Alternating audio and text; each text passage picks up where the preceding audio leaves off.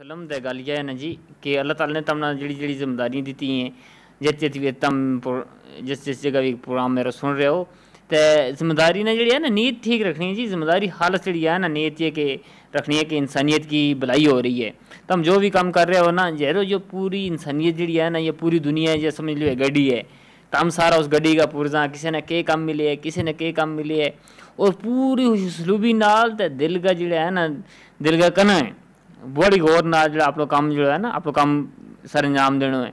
तो जी जिम्मेदारी है ना उस पर तंग नहीं आना हमेशा जो बंदो तंग आवा ना जी किसी काम इसको मतलब ये है कि अल्लाह ताला ने वो उस काम वास्ते नहीं बढ़ाए तो उसका काम तब्दील कर लेना चाहिए। यार वो काम ढूंढो ना जी अल्लाह ने थारा भी सलाहियत दी है हर तरह की काबिलियत दी है लेकिन एक सलाहियत थारा भी ऐसी हुई जी और किसी भी नहीं वो काम ढूंढो वो कायनात पे जो तुम कंट्रीब्यूट कर सको तुम कायनात को कुछ दे सको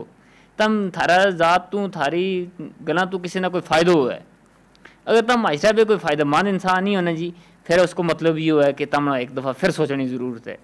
कि ज़िंदगी का मकसद ये है जी कि किसी ना फ़ायदा दो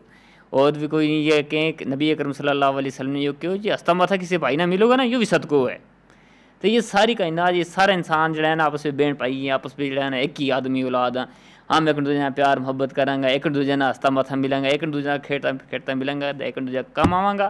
तो फिर हमारी दुनिया में मज़ो ही कोई और है जी। एक सुनो जो गीत सुन लें।